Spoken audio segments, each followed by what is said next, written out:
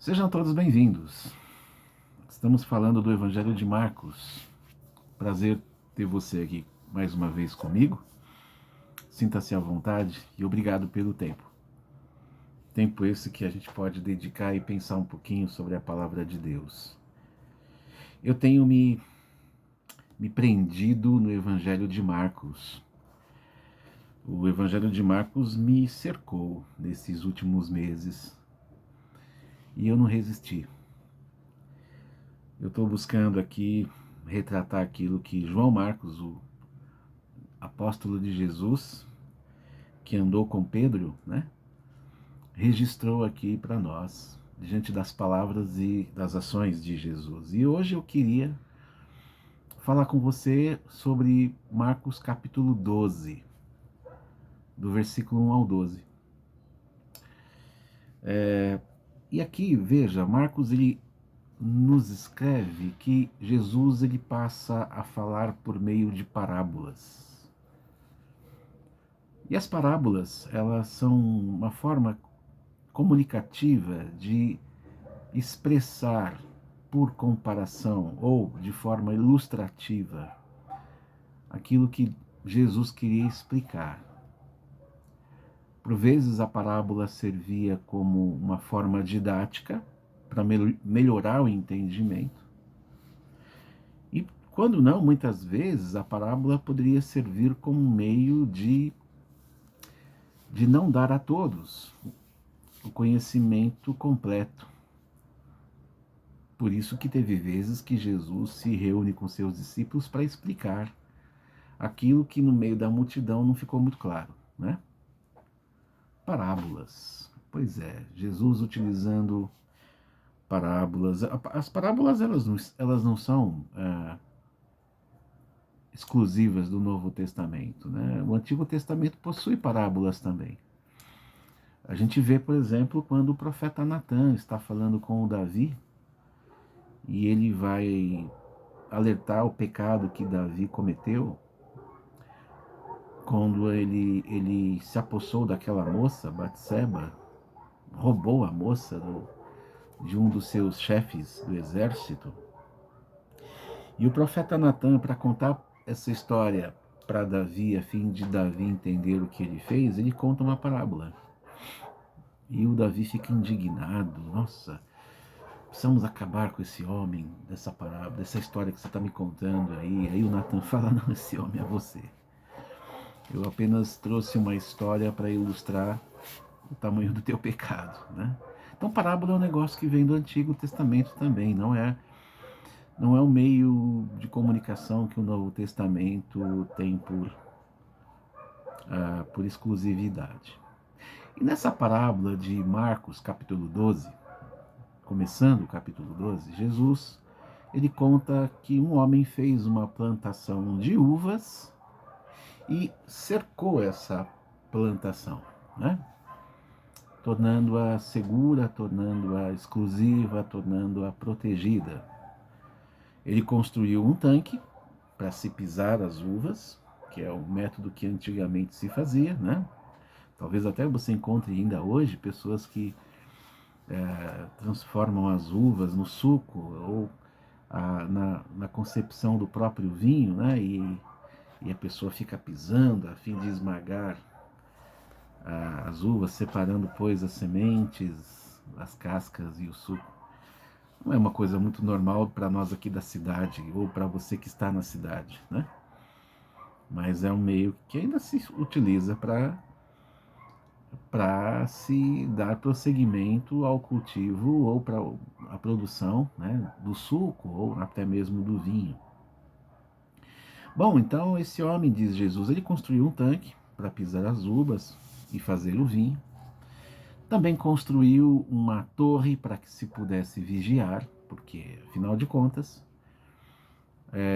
a uva, o campo, todo esse processo ele era muito valioso, e as pessoas tinham, por alguma questão de intenção, quererem roubar alguma dessas coisas. Ele arrendou a plantação para alguns lavradores, diz Jesus, e esse homem então ele arrendou a plantação e deu na mão desses homens e falou: olha, eu vou viajar, cuidem bem dessa plantação, eu vou deixar na mão de vocês. Jesus continua a sua história dizendo que quando chegou o tempo da colheita, o dono dessa plantação enviou um empregado para receber a sua parte que o dono tinha. Mas aí os lavradores que estavam com a terra e com essa plantação nas mãos, agarraram esse empregado, diz o texto, bateram no cara, né, esbofetearam o sujeito e o mandaram de volta sem nada. Sai daqui, né, bora. O dono mandou mais um empregado, eles bateram na sua cabeça, diz Jesus nessa história, e o trataram mal. O outro foi mandado para lá, e os lavradores o mataram. E aconteceu mesmo com outros mais que foram enviados por esse dono da vinha, da plantação. Uns apanharam, outros foram mortos. Daí sobrou quem? Bom, aí o dono da vinha olhou e falou: bom, tem o meu filho. E ele enviou o seu filho pensando: bom, ele é meu filho, eles vão respeitar, né? Afinal de contas é o meu filho. Porém, os lavradores falaram entre eles: olha, esse aí que está chegando aí é o filho dele. Depois dessa turma que passou aqui, a gente recebeu também, né? Agora vem o filho. Este é o filho, ele vai herdar a plantação. Oh, não. Vamos matá-lo e a plantação será nossa. E aí essa conversa entre eles, dos lavradores, na história, na parábola de Jesus, né? E de tal forma que nessa história, então, Jesus conta que eles agarraram o filho e mataram o filho, jogaram o corpo para fora da plantação. E aí Jesus perguntou depois dessa história, ele olha para os discípulos e fala: bom, e agora, gente, o que é que o dono da plantação fará? E eu fico imaginando eles prestando atenção naquilo que Jesus estava contando, né? Jesus mesmo responde: olha, ele virá e ele matará aqueles homens e entregará a plantação a outros lavradores. E Jesus continuou: vocês lembram, já leram aquilo que está escrito nas Escrituras Sagradas? Quando dizem que a pedra que os construtores rejeitaram veio a ser a mais importante de todas. Isso foi feito pelo Senhor e é uma coisa maravilhosa. Aqui Jesus estava citando o Salmo 118, no versículo 22 e 23. E quando ele termina essa história, os judeus, os líderes dos judeus, diz Marcos, que eles sabiam que a parábola era contra eles. Eles não eram bobos, né? Eles perceberam que Jesus estava contando uma história e que a carapuça serviu. E aí eles quiseram prender Jesus. Mas eles tinham medo do povo. Porque as histórias de Jesus eram muito boas e Jesus era um mestre, e Jesus já era compreendido como o enviado de Deus, muitos já entendiam assim, né? De forma que esses líderes então falaram: olha, dá vontade de prender esse sujeito, mas a gente não pode. Vamos embora, deixa ele aí, ele está falando contra a gente. Deu para perceber? Deu para perceber? Deu. Mas tudo bem, vamos embora, vai, deixa isso aí para lá, e enfim. Pois é, Jesus ele está tratando com os judeus. Em relação ao povo, Jesus está tratando com o seu povo. Jesus está tratando nessa parábola em relação àqueles que trataram mal aquilo que Deus ofereceu a eles. E nós vamos percebendo nessa história, no desenrolar dessa história, né, que quando você observa essa história sendo contada, nós não somos, de maneira nenhuma, os leitores originais. Tanto que nós não entenderíamos essa história se não houvesse uma tentativa de interpretação. Essa carapuça não cairia para nós. Nós não diríamos, poxa, ele está falando da gente. Mas os leitores que estavam naquele tempo ao lado dos judeus e presenciando todo esse movimento, eles perceberam isso. Esse texto não foi escrito para nós, originariamente. Mas o comparativo revela a nós que o dono da vinha é o próprio Deus. E esse próprio Deus é que dá ao seu povo, Israel, o direito, ou seja, uma posição que implicava na terra, que implicava nas bênçãos da terra, nas bênçãos diárias. O Senhor, o dono da vinha, deu aos seus lavradores a terra, arrendou.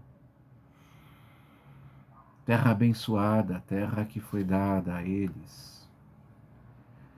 E aí Deus envia os seus profetas, são esses empregados. Deus envia seus profetas, os profetas como os empregados do dono da vinha. Eles, digamos que eles testemunharam a transgressão do povo. Eles encontraram os profetas, eles encontraram em Israel, metaforicamente falando, plantações confusas. Não da forma como o eterno Deus deixou a eles. Israel era outro. A cabeça de Israel era outra. Os profetas, quando chegam para denunciar, chegam para apontar o pecado e o erro. Pois é. E é claro que os judeus não gostaram dos profetas. Mas esses empregados, esses profetas, foram então mortos pelos lavradores, foram mortos pelo povo, foram mortos pelos líderes, foram mortos por aqueles que se sentiam, né? É só você lembrar do profeta Amós, quando o rei diz assim, olha, a terra não pode suportar as suas palavras. Israel que mata os seus profetas.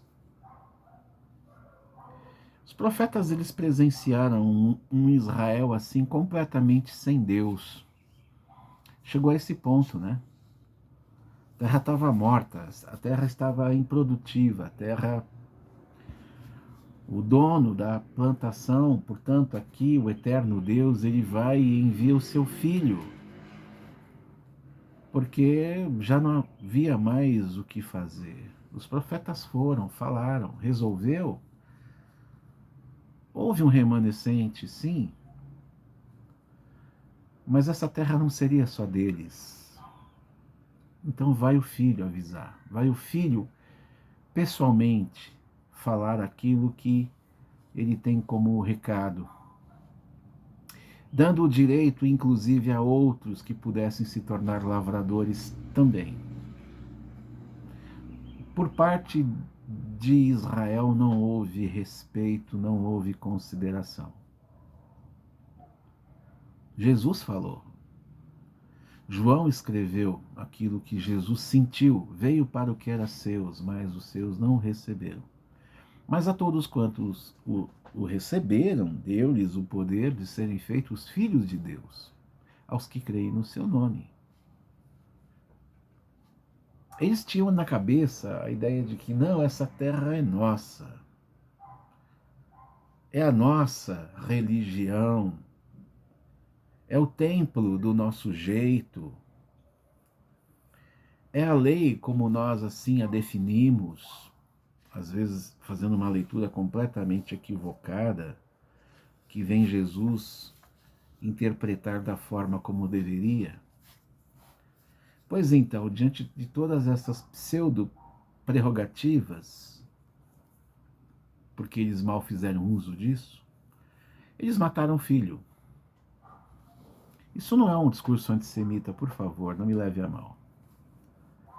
Esse sentimento, inclusive, não é nem meu, é um sentimento do próprio Filho. É um sentimento do próprio Deus. Eles matam o Filho não no sentido literal da cruz, mas no sentido da aceitação. Os judeus matam Jesus no sentido não literal, porque eles, no final da história, foram eles mesmos que colocaram Jesus na cruz. Pedro fala no seu sermão em Atos 2, é verdade. Mas a vontade de Deus de colocar o seu filho na cruz, ela vai muito antes do desejo de romanos, judeus e seja lá quem fosse. Jesus na parábola fala, olha, eles mataram o filho do dono, jogaram o corpo para fora da plantação. Pois é, jogaram seu corpo para fora de Jerusalém. A crucificação foi fora da plantação. A crucificação foi fora da cidade. Gólgota, Monte Caveira, em forma de caveira, não estava dentro da cidade. Eles jogaram o filho para fora. Jesus ele vem no finalzinho dessa história perguntar: o que o dono fará? O que o eterno Deus fará? Jesus responde: ele virá e ele matará homens, aqueles homens que fizeram isso, e dará a plantação a outros, dará a terra a outros, dará o reino a outros. A pedra rejeitada é a base. A pedra rejeitada que Jesus fala é a base, é a pedra que está como base dessa plantação, é a pedra que está como base desse reino, dessa construção ignorada, negligenciada, usurpada. E em nome dela, atrocidades aos profetas e ao próprio Filho foram feitas. Porque Jesus foi crucificado diante de um olhar judaico, quando eles olham e falam, ele desrespeitou a lei, ele desrespeitou a Deus, ele desrespeitou Jerusalém, ele desrespeitou a plantação. Nós vamos matar ele. E quem construiu, quem caminhou na formação do povo, rejeitou essa base, porque Israel caminhou nessa construção.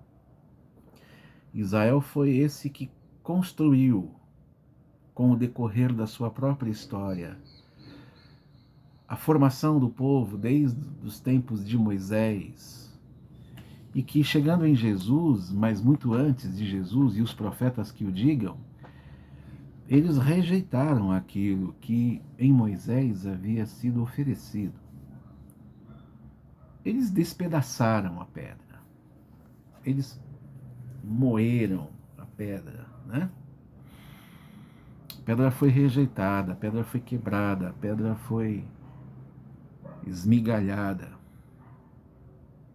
Só que eles não sabiam que tal autoridade permitiria uma partilha oferecida. A pedra rejeitada, que foi quebrada e moída, ela foi quebrada e foi moída para que pudesse ser compartilhada aos outros que substituíram os maus lavradores. Não é à toa que Jesus, no momento da ceia, ele fala que este é o meu corpo partido entre vós. Sim, isso tem uma concepção nos tempos do Egito, na Páscoa, quando o cordeiro foi cortado, foi distribuído dentro da família antes de eles saírem do Egito, celebrando, pois, então a Páscoa, né? Então nasce desde aquele instante a concepção pascal, ceia, meu corpo é partido entre vós, sem que os ossos sejam quebrados. E é isso que aconteceu lá no Egito. E que o sangue pudesse estar bem em evidência nos batentes. Nós vimos pela fé que esse cordeiro estava numa cruz, partido, com o sangue em evidência. Mas também ele foi rejeitado, ele foi esmagado e quebrado, foi morto pelos lavradores, de forma que então esse despedaçar fez com que fosse pedra para todo lado e nós pudéssemos juntar as pedras que estavam no chão e colocar e pegar para nós e dizer, não, essa pedra ela tem a ver conosco. Os judeus, os líderes que ouviram essa parábola, que ouviram essa comparação, sabiam que as palavras de Jesus eram contra eles. Queriam prender. Mas Jesus tinha o povo ao seu lado. Eles tiveram receio, assim então foram embora. A profecia ela foi contestada, a profecia foi rejeitada. Os empregados que trouxeram a profecia, que trouxeram a condição de uma colheita bem produzida e que pudesse chegar até nós, eles foram cortados. O filho não era apenas um profeta, ele era o próprio dono da plantação. Matar o filho foi o ato de dar o direito aos outros. No momento em que o filho foi morto, esse filho foi esparramado. Ele foi jogado a todos nós, no sentido de que ele não era pertencente apenas a esses transgressores ou que fizeram pouco caso. Matar o filho foi o ato de dar o direito a outros. A pedra rejeitada manteve-se pedra e serviu de base aos que chegaram. Essa pedra foi preciosa, rejeitada, morta. Bendita a nação, bendita a plantação, bendito o reino cujo dono, cujo rei é o Senhor.